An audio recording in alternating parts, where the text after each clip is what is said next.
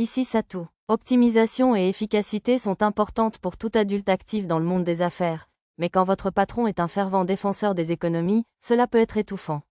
À mon avis, un bon équilibre entre vie professionnelle et vie privée est la clé d'une bonne productivité. Ça fait longtemps qu'on n'a pas voyagé en calèche comme ça. Nous venions de quitter la capitale royale, répartie en 4 calèches. Maître, je me demandais pourquoi on est parti par la porte sud. Je croyais qu'on allait directement à Labyrinth City. Je suppose que je ne l'ai pas encore expliqué aux autres. On va en calèche jusqu'à une ville au sud appelée Mimani, puis on descendra le fleuve en bateau jusqu'à la ville, à l'embranchement. Descendre le fleuve, hein? Ça a l'air sympa. J'étais curieux d'essayer cette méthode moi-même après en avoir entendu parler à la soirée du salon de Madame Lytton. Jusqu'à présent, on avait surtout voyagé par avion ou par téléportation entre Labyrinth City et la capitale royale. Tandis que nous discutions de cela, nos carrosses arrivèrent à la ville lacustre de Mimani. Nous renvoyâmes les carrosses empruntées vers la capitale, et je demandai à Arisa de stocker les chevaux golems et le carrosse blindé du ministère dans une sous-dimension créée par son sort de magie spatiale, garage, pendant que Karina et ses compagnons ne regardaient pas. Lac. C'est un centre de bien-être, monsieur. Sina nous l'a dit. La ville de Mimani était proche de la capitale royale et servait de lieu de villégiature pour les nobles et autres clients fortunés. Lorsque Pochi et Tama y vinrent pour leur sortie scolaire en maternelle, Sina, la fille du marquis Kelton, leur parla du centre. Waouh, on voit bien que c'est un centre de villégiature, vu la beauté de la ville. Oui, Arisa, les petites fleurs accrochées aux vérandas sont vraiment mignonnes, je vous assure. La brise du front de mer est si agréable et fraîche. Arisa, Nana et Lulu semblaient très séduites par la ville. 8 aime le spinny spin. C'est un moulin à vent, je vous le signale. Je veux le voir de près, je vous le déclare. Plusieurs sœurs de Nana, menées par la plus jeune, 8, se dirigèrent vers le moulin au centre-ville. Ah, arrêtez-vous, toutes. L'aînée, Adine, se précipita pour les arrêter. On dirait que le membre le plus raisonnable du groupe est toujours le perdant. En regardant les sœurs s'enfuir, j'utilisai le sort de magie de l'espace téléphone pour faire comprendre à Adine qu'il n'y avait pas lieu de s'inquiéter. Regardez tous ces petits bateaux amarrés au bord du lac. Des bateaux de pêche? Ils attrapent beaucoup de poissons, monsieur. Répondirent fièrement Tama et Pochi à la remarque de Lisa. Ils doivent servir de délicieux fruits de mer dans cette ville, je vous le dis. Vous avez hâte de dîner, hein, dame Karina? Karina et sa servante Erina semblaient impatientes. C'est tout ce que vous avez à dire sur ce magnifique paysage. La nouvelle servante secoua la tête avec ironie face à la conversation entre son maître et la servante principale. Je pense qu'avoir un bon appétit est une bonne chose, cependant. Je suis surprise qu'ils aient servi de la truite, et non du saumon Sakura. Monsieur Truite était délicieux aussi, monsieur. Oui, c'était délicieux, bien sûr, rassura Arisa à Pochi et Tama, indignés. Le restaurant, dont on m'avait dit au salon qu'il était le meilleur de la ville, était à la hauteur de sa réputation. Le poisson grillé était délicieux, bien sûr, mais j'ai particulièrement apprécié la meunière riche et beurrée. Oui, c'était exquis. Lisa acquiesça d'un signe de tête avec Lulu. Tria veut savoir faire la meunière. Préparons-la ensemble quand nous arriverons à Labyrinth City. Oui, Lulu. Tria a hâte. La troisième sœur, Tria, semblait ravie de sa promesse avec Lulu. Champignons grillés, délicieux. Oui, Mia. Le dessert était délicieux aussi, je vous assure. Cette pomme grillée était à la hauteur de la cuisine de Lulu ou de Satou, je dois dire. D'accord. 8 peut manger des sucreries à l'infini, je vous le dis. Les autres sœurs acquiescèrent toutes, comme la plus jeune. La cuisine extravagante de ce restaurant devait beaucoup à ses ingrédients frais et à des spécialités locales comme le beurre au mie et le sucre lalaghi. Comme tout le monde semblait apprécier, j'ai décidé de faire le plein de truites jaspe du lac Mimani et de beurre au mie avant de quitter la ville. On a passé tellement de temps au marché que j'ai cru qu'on n'y arriverait pas. Ouais, on a réussi à passer de justesse. Pourtant, même si on n'était pas arrivé à temps, on aurait pu rester une nuit à Mimani. Même si les bateaux ne transportaient techniquement que 8 passagers, on a réussi à en prendre 2, les plus jeunes étant très petits. Nana et ses sœurs étaient sur le deuxième bateau, tandis que nous étions serrés dans le premier. Monsieur le capitaine, vous vous battez avec cette perche, monsieur? Non, les monstres sont rares dans cette rivière. Cette perche sert à pousser le bateau ou à changer de direction, comme un gouvernail. Très bien, notre capitaine a répondu aux questions de Pochi avec entrain. Dans le bateau derrière nous, un jeune capitaine rougissait en répondant aux questions encore plus curieuses de 8 et des autres sœurs. Je pourrais m'habituer à ces promenades relaxantes en bateau. Élégant. La descente du fleuve était un bon choix. La brise était aussi agréable. Ah, je vois du poisson, monsieur. On va en attraper? Vous risquez de tomber à l'eau si vous vous penchez comme ça, mes petites. On est en train de s'y mettre? Exactement, monsieur. On ne tombera pas à l'eau, monsieur. Il ne faut pas stresser le capitaine comme ça, vous deux. Lisa traîna Pochi et Tama jusqu'à leur siège. Au fait, Karina a essayé de se pencher aussi, mais j'ai vite fait signe à ses servantes de l'en empêcher. Ça ne pouvait que mal finir. On va bientôt entrer dans les rapides, alors accrochez-vous aux rampes ou aux cordes de sécurité, s'il vous plaît. Tenez bien vos petits là aussi. Il y a des bâches imperméables sous les bancs si vous avez peur de vous mouiller. À en juger par les avertissements du capitaine, cette promenade en bateau allait devenir bien moins élégante. Attends, Mia, on ne peut pas le monopoliser. Demi-sœur. Je suis presque sûre que vous asseoir de chaque côté de moi serait plus sûr que de vous serrer toutes les deux sur mes genoux. Quand Tama a essayé de se mêler à la guerre de territoire qui faisait rage sur mes jambes, Lisa l'a tenue fermement jusqu'à ce qu'elle abandonne. Son air boudeur, les oreilles collées au sol, était adorable, pourtant. Voilà les rapides. Le capitaine guidait le bateau avec aisance à travers les eaux tumultueuses. Aïe, chaque fois que le bateau virait d'un côté ou de l'autre d'un coup de pagaie, les filles poussaient des cris de joie, et des cris de joie retentissaient chaque fois que l'eau débordait. J'ai pensé à utiliser la magie du vent ou la magie pratique pour bloquer les éclaboussures, puis j'ai décidé que cela faisait partie du plaisir de cette descente. On pourrait toujours utiliser la magie pour sécher nos vêtements après. Ah, c'était génial. À ma grande surprise, cette exclamation venait de Lulu, pas d'Arisa. Ses yeux pétillaient, ses joues étaient rouges. Je parie qu'elle adorerait faire des montagnes russes ou une descente en cascade dans un parc d'attractions moderne. Encore. Pochi veut encore descendre les rapides, monsieur. Tama, aussi, une fois de plus? J'aimerais bien refaire ça un jour. T'es une dure à cuire, la nouvelle. Une fois, ça m'a suffi, merci. J'ai la tête qui tourne. Tama, Pochi et la nouvelle semblaient avoir autant apprécié les rapides que Lulu. Si Karina semblait s'être bien amusée aussi, elle avait agrippé la rampe si fort qu'elle l'avait cassée et avait failli passer par-dessus bord de surprise. Étonnamment, Erina et Arisa en avaient apparemment eu assez. Il n'y avait pas de monstres sur la berge, mais j'ai vu pas mal de chèvres et de grizzlies. Il y avait aussi beaucoup de poissons à l'ombre. Ce serait peut-être amusant de longer la rivière un jour. Lisa avait utilisé sa vue exceptionnellement perçante pour observer les proies locales. Je n'aurais pas dû m'attendre à moins. Je me suis bien amusée aussi. Ce serait peut-être bien d'inviter Hikaru et d'autres amis de la capitale royale à faire une balade un de ces jours. Environ une demi-heure après les rapides, nous avons atteint le quai, où nous avons pris les diligences et pris la direction de Kelton, la ville carrefour. Là, nous avons passé la nuit dans une auberge noble. Le lendemain matin, nous avons chevauché des chevaux golems fabriqués avec la magie de la terre et déguisés en chevaux ordinaires jusqu'à la cité du labyrinthe. Les chevaux golems étaient incroyablement rapides, car ils ne se fatiguent jamais. On est ici? On dirait qu'il y a une éternité qu'on n'a pas vu cet endroit. Arrivés à la cité du labyrinthe, nous sommes entrés par la porte des nobles, à l'est. On sent les brochettes d'ici, monsieur. Je dois saluer le vice-roi. Vous autres, vous êtes libres d'aller où bon vous semble. Tandis que Pochi humait l'air avec enthousiasme, je souris et laissais tout le monde libre jusqu'au dîner. Bien sûr, ce serait impoli d'aller saluer le vice-roi dans mes vêtements de voyage couverts de poussière et de crasse. Je comptais aller au manoir me nettoyer avant la visite. Ah, c'est le jeune maître. Bon retour, jeune maître. Tandis que nous avancions dans les sentiers labyrinthiques de la cité du labyrinthe, les habitants et les autres explorateurs nous repéraient ici et là et nous saluaient avec enthousiasme. Bienvenue, monsieur. Comme j'avais envoyé la nouvelle en avant pour l'avertir de notre arrivée, la femme de chambre en chef, mademoiselle Miteruna, et la ribambelle de jeunes servantes de notre manoir étaient toutes prêtes à nous accueillir. Pochi va dire bonjour à Effie et Ri, monsieur. Tama va dire bonjour à Reni et Sor. Pochi et Tama se dirigèrent vers les écuries pour voir nos chevaux et nos rhinosaures. Monsieur le vicomte, bienvenue, Oumi. Les enfants de l'orphelinat accoururent, sans doute prévenus par ceux qui nous avaient repérés à notre arrivée, se bousculant presque pour nous accueillir. Jeune maître, cette fois, nous fûmes assaillis par les enfants Pandra, diplômés de l'école des explorateurs. Ceux que je ne reconnus pas devaient être des élèves actuels. Derrière eux se trouvaient quelques-uns de leurs professeurs, Monsieur Kajiro, Ayome, Irunia et Jenna des Belles-Ailes.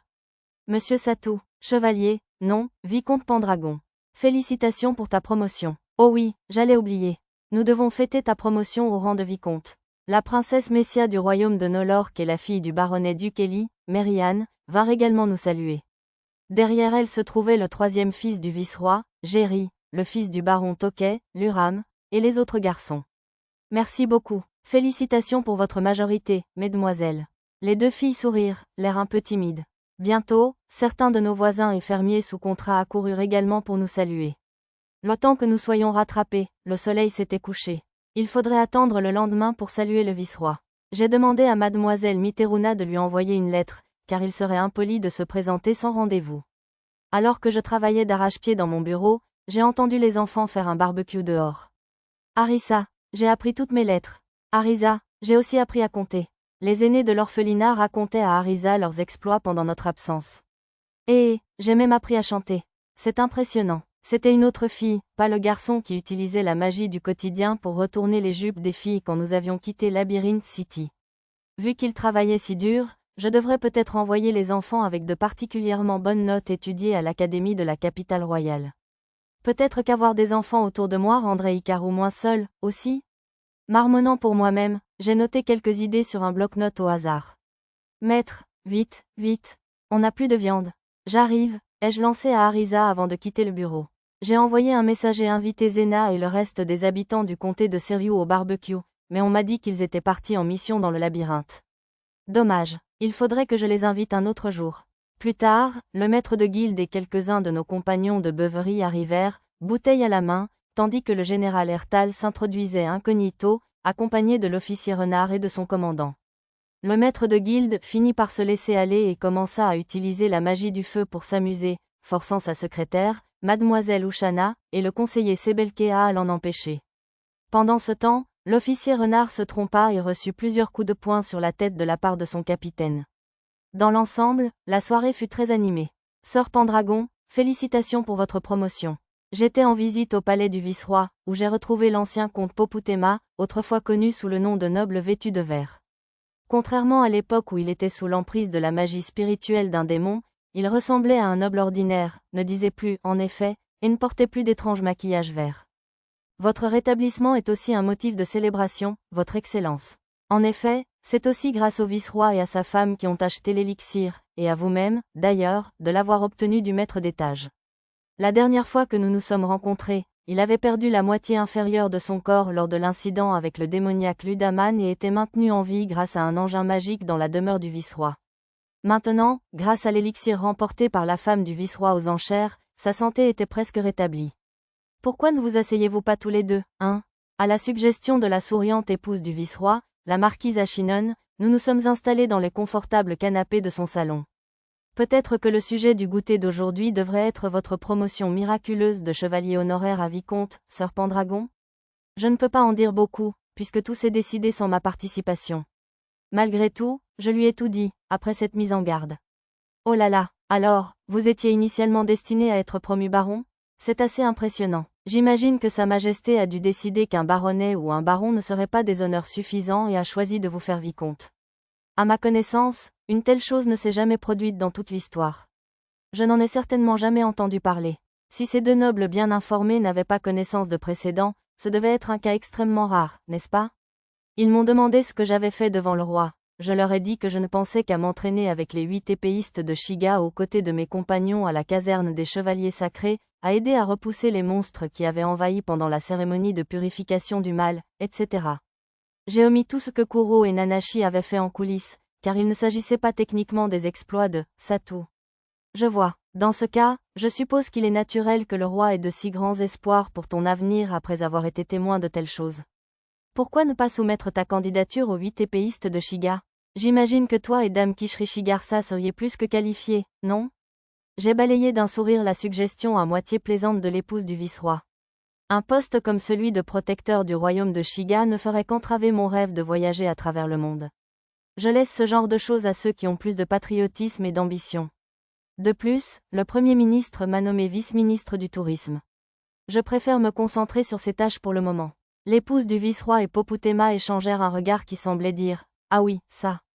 C'est peut-être un meilleur rôle pour vous, sœur Pendragon. Puisque vous avez apaisé le fameux désaccord entre notre marquis Lloyd et le comte Owen, je suis sûr que vous serez parfaitement à la hauteur. Cela me rappelle qu'Emma m'a écrit dans une lettre que vous aviez également réussi à vous lier d'amitié avec le prince Smartis du royaume de Blibroga, réputé pour son inconstance et son caractère difficile. Comment avez-vous réussi un tel exploit? De la manière la plus divertissante possible, je racontais l'histoire du trésor du royaume de Blibroga volé par le voleur d'ombre Charururun. L'histoire fut généralement bien accueillie, même si je remarquais un regard interrogateur lorsque je mentionnais combien j'appréciais la cuisine du royaume des lutins. J'imagine que c'est un peu étrange pour la plupart des gens. Puisque tu as été nommé vice-ministre du tourisme, vas-tu nous quitter à nouveau pour la capitale royale? Non, pas pour le moment. Une fois mes nouveaux compagnons prêts pour l'entraînement ici, nous voyagerons dans différentes nations pendant un certain temps. Voyager, eh bien, si tu vas à l'ouest du continent, assure-toi de rassembler suffisamment d'informations à l'avance pour éviter tout conflit. La province de Parion est particulièrement sujette à des conflits permanents. Ils utilisent l'autorité de la déesse Parion pour arbitrer les conflits entre leurs voisins, mais les autres nations n'ont pas une très haute opinion de leurs actions. Sois très prudent si tu choisis de t'y rendre. J'ai noté dans mon onglet mémo l'avertissement de l'ancien comte Poputema. Puisque notre destination actuelle était le groupe de petites nations au nord du royaume de Shiga, il nous faudrait probablement un certain temps avant de visiter la province de Parion. Néanmoins, mieux vaut prévenir que guérir. Dame Karina vous accompagnera-t-elle dans votre voyage? Non, elle a l'intention de rester à Labyrinth City et de poursuivre son entraînement. À ce propos, j'ai demandé à l'épouse du vice-roi de s'occuper de mademoiselle Karina et des sœurs de Nana après notre départ, ce qu'elle a accepté sans hésiter. Ensuite, je lui ai dit que je souhaitais investir la même somme qu'elle avait dépensée pour l'élixir dans l'amélioration de Labyrinth City, mais elle m'a réprimandé pour ma distance. Vu le déroulement de la conversation, elle a dû prendre cela pour un remerciement pour s'être occupée de mes amis. Heureusement, elle a accepté mon investissement une fois le malentendu dissipé. L'argent que j'ai investi servirait notamment à agrandir les fermes expérimentales et à accorder des prêts aux artisans prometteurs et aux jeunes entrepreneurs. Je commençais à me sentir comme un investisseur en capital risque. Après ma visite matinale avec l'épouse du vice-roi, j'ai emmené les sœurs de Nana à la Guilde de l'Ouest. Nous souhaitons nous inscrire, je vous informe. La plus jeune sœur, 8, s'avança avec assurance vers le comptoir. Ce sont les nouveaux membres de l'équipage du jeune maître? Zut alors, quelle bande de Nana! Vous êtes aveugles, bande d'abrutis? Elles ressemblent toutes à la princesse du bouclier. Autant de princesses du bouclier? Elles vont affronter un maître d'étage toutes seules, ou quoi? Les exploratrices dans la salle chuchotaient tout à propos des sœurs. Quand l'hôtesse leur offrit leur badge d'exploratrice sur un plateau, 8 pencha la tête. Pourquoi pas un badge en bois? Je demande. Satou s'est portée garante de votre force au banquet d'hier soir. Alors ça ne me dérange pas de vous donner des badges de bronze pour commencer. Les badges grenats, vous devrez les gagner avec des livraisons régulières de cœur, comme tout le monde. La maîtresse de guilde a personnellement remis son badge de bronze à 8. Elle a dû se démener pour les préparer après que je lui ai dit au barbecue que je comptais inscrire les sœurs comme exploratrices. Merci pour votre aimable considération, maîtresse de guilde. Celle-ci parle normalement. Bon, assurez-vous que personne ne soit blessé, d'accord? Le maître de guilde sourit à Adine, l'aînée. Comme les sœurs homoncules étaient impatientes d'entrer dans le labyrinthe, j'ai chargé Nana et Mia de les guider. Les filles bêtes étaient déjà entrées avec mademoiselle Karina et compagnie ce matin-là. Une fois tout entrées dans le labyrinthe, Arisa et moi sommes partis seuls. On commence par la zone 11, comme d'habitude? Non, cette zone est bondée ces derniers temps. Allons dans un endroit moins fréquenté, comme la zone 9. Nous discutions de l'emplacement d'un miroir de téléportation. Je me suis dit que cela permettrait aux sœurs de Nana d'accéder facilement aux profondeurs du labyrinthe. Waouh, pas une âme en vue. Cet endroit est vraiment impopulaire. C'est pour ça que je l'ai choisi. Nous avons utilisé la magie spatiale d'Arisa pour prendre un raccourci jusqu'à la frontière entre la zone 4 et la zone 9. De là, j'ai porté Arisa et voyagé en skyrunning. Par ici peut-être? Allons un peu plus loin. Sur ma carte, j'ai repéré un petit coin parfait dans un passage sans issue. Je savais que ce serait parfait pour installer discrètement un miroir de téléportation. Nous y sommes arrivés en un rien de temps grâce à ma course céleste. J'ai ensuite utilisé le sort de magie de la Terre, création d'objets en pierre, pour créer un petit escalier invisible depuis le chemin principal. Je ne sais pas comment tu trouves ces endroits. Tu devrais pouvoir faire pareil avec ta magie de l'espace, tu sais. Quoi? Je n'explorerai pas une zone aussi complexe à moins d'y être absolument obligé. J'ai sorti le miroir de téléportation tout en discutant avec Arisa. Waouh, il est énorme! S'est exclamé Arisa, surprise par sa taille. Contrairement au miroir plus sophistiqué que j'utilisais pour relier notre manoir royal à notre base secrète, ce miroir de téléportation était beaucoup plus grand et ne pouvait se connecter qu'à des emplacements précis. En contrepartie, son fonctionnement coûtait moins de mana, et sa grande taille décourageait les voleurs, compensant ainsi largement ses inconvénients. J'ai fabriqué un ensemble de 3 miroirs pour relier 3 zones différentes du labyrinthe. Devant le miroir de téléportation, j'ai utilisé « Créer un objet en pierre » pour créer un pilier de pierre avec des instructions écrites.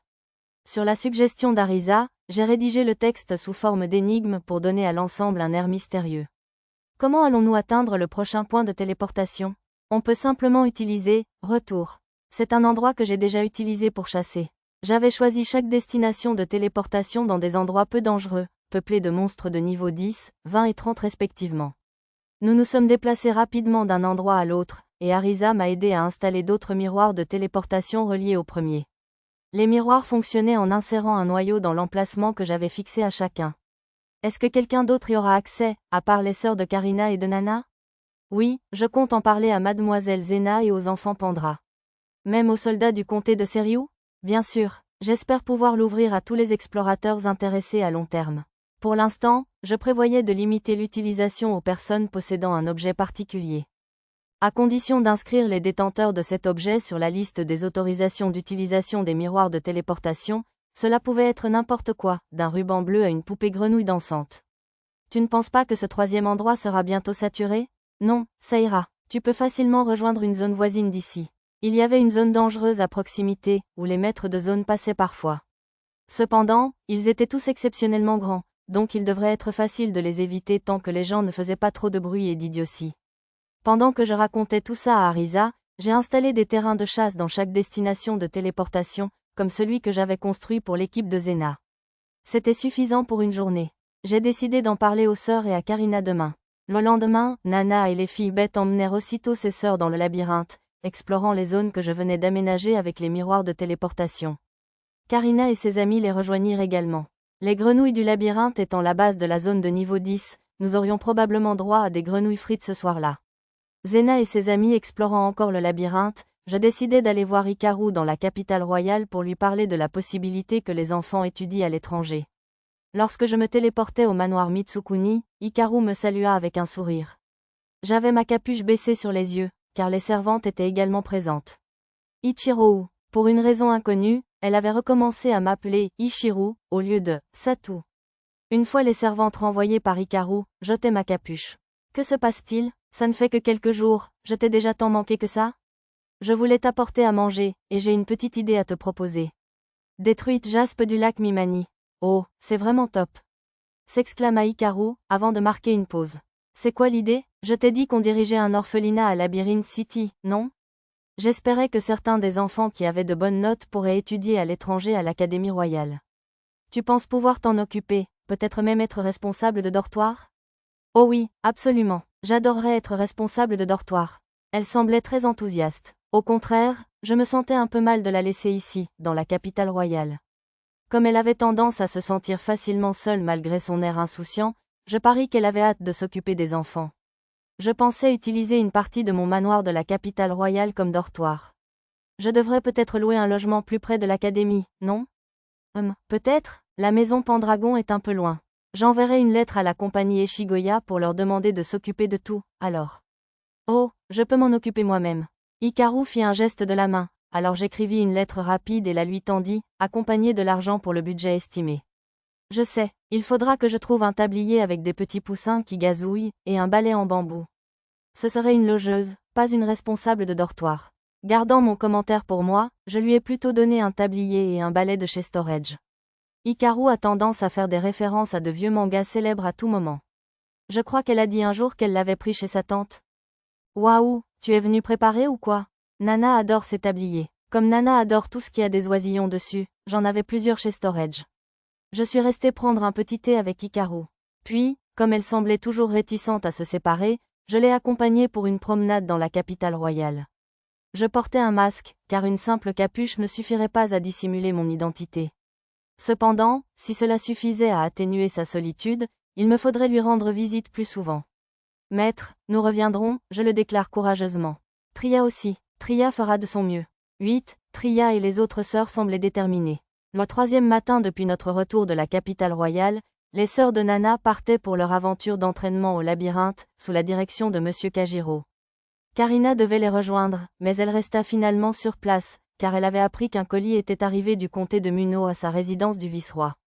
Le bon côté des choses, c'est qu'elle put se joindre à nous pour recréer des recettes du livre de cuisine légendaire de la cour que Zena m'avait donné à son retour du labyrinthe ce jour-là. Karina semblait particulièrement ravie de la cuisine. Parmi les plats que nous avions préparés ce jour-là, on trouvait du steak de dragon, du ragoût de behémoth et de mandragore, et une salade de phénix, tous absolument délicieux. Bien sûr, J'ai aussi livré ces plats aux frères et sœurs de Nana dans le labyrinthe, à Hikaru, à ma chère Misaas de la forêt de Bolénan, et même à Rei et Yuneya sur l'île paradisiaque, qui les ont tous salués avec enthousiasme. Maître, le chef que nous avions sollicité pour le cours de cuisine a accepté notre offre. Pourriez-vous consulter les recettes du cours plus tard? Oui, bien sûr, maître. On nous a contactés pour proposer également le cours de menuiserie à l'orphelinat aux explorateurs retraités, je vous informe. Ça me va, tant que les professeurs sont d'accord. Dites-moi s'ils ont besoin d'argent ou d'un local plus grand. Satou, cours de musique. C'est déjà en cours. J'ai aménagé une salle insonorisée dans le même bâtiment que le cours de cuisine de Lulu et j'ai commandé des instruments et des partitions. Jeune maître, Sœur Scopie des Scorpions debout a envoyé une demande de renseignement sur l'établissement de formation professionnelle prévu dans la zone de la cité industrielle. Je vous réponds tout de suite. Gardez le messager en attente, s'il vous plaît. J'ai répondu à une demande rapide après l'autre. Il y avait aussi des projets dans le labyrinthe lui-même, pas seulement en ville. Maître, 8 veut un rhinosaure, je vous le déclare. Pourquoi faire? Pour voyager dans le labyrinthe, je vous le dis. Ce serait pratique pour les reconnaissances, je vous le dis. J'ai réfléchi à la demande de 8. Les rhinosaures pourraient être un bon choix pour un labyrinthe, car ils peuvent parcourir de longues distances et ont une excellente vision nocturne. Et il n'y a pas beaucoup d'endroits où utiliser des rhinosaures dans Labyrinth City, alors ils ne courent que dans les champs. D'accord, vous pouvez essayer. Si le rhinosaure ne veut pas y aller, c'est tout. D'accord? Oui, maître. Le rhinosaure n'a pas semblé s'en soucier du tout, je vous le dis. Apparemment, elle avait déjà essayé. J'ai donné mon accord, à condition qu'elle soit en sécurité. Avec tout ce qui se passait, notre semaine à Labyrinth City passa comme un éclair. Avant même de nous en rendre compte, l'heure du départ était arrivée. Monsieur Satou, voici un charme de sécurité que j'ai acquis au temple de Parion. Merci, mademoiselle Zena. Zena vint nous saluer et me lança un charme de protection. Nous prévoyons de rester à Labyrinth City pendant une année entière, mais nous serons peut-être renvoyés temporairement à Serious City le mois prochain pour faire un rapport intermédiaire. Compris. Je passerai au château ou à la caserne si nous sommes près de Serious City, alors. Pour l'instant, le plan était d'aller au royaume de York, puis de parcourir les petites nations centrales pendant un moment, et enfin d'aller enquêter sur les cercles d'invocation de héros dans l'Empire des Sagas. Cependant, selon l'emplacement du marqueur de Zena, ce serait peut-être une bonne idée de faire un saut à Serious City aussi. Nous y avions beaucoup d'amis, de toute façon. Je suis sûr que Pochi et Tama adoreraient voir Yuni à l'auberge du front, Mia pourrait rendre visite à Nadi et au patron à l'épicerie, et Lisa avait probablement aussi de vieux amis qu'elle aimerait revoir. Satou, prends ça. Attendez, je regardais l'objet que Karina me tendit avec surprise. N'est-ce pas la cloche à sceller les démons? Oui, Monsieur Raka m'a suggéré de vous la prêter au cas où vous en croiseriez sur votre chemin. Vous n'en avez peut-être pas besoin, Sir Satou, mais vous devriez avoir un moyen de dissiper les démons qui possèdent des innocents. Ce serait certainement pratique d'avoir un démoniste. J'avais déjà éliminé tous les démons près de Labyrinth City, alors ils ne reviendraient probablement pas ici avant un moment. Merci beaucoup, Dame Karina. Et vous aussi, Raka. J'inclinai la tête avec reconnaissance et attrapai la cloche. Soudain, Karina me saisit la main et m'attira contre elle. Je sentis quelque chose de doux sur ma peau. L'espace d'un instant, Karina m'embrassa sur la joue. Coupable. Qu'est-ce que c'était que ça? Le duo de fer entraîna Karina à l'écart. C'est juste un porte-bonheur pour le voyage, dis-je. Miss Karina rougit en s'excusant. Tama aussi? Pochi en veut un aussi, monsieur. Tama et Pochi se pressèrent vers leur ami. Bien joué, Lady Karina. Oh, je ne pensais pas qu'elle irait jusqu'au bout. Allez, Erina, ne boude pas. Si tu es jalouse à ce point, pourquoi ne pas faire un câlin à Sœur Vicomte? J'entendis les servantes de Karina se disputer à voix basse. Allez, Zenachi. Arrête de traîner et embrasse-le sur l'autre joue. Ouais, tu dois avancer, sinon tu vas te faire distancer.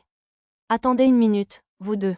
D'accord. Sous l'impulsion de ses camarades Lilio et Lou, Zena se força, courut vers moi et déposa un baiser sur mon autre joue. L'espace d'un instant, nos regards finirent par se croiser. C'est un porte-bonheur. Détournant les yeux, elle répéta l'excuse de Karina en marmonnant. Elle avait dû agir sur un coup de tête et se sentir gênée après. Bon, partons avant que les autres filles ne se joignent à nous.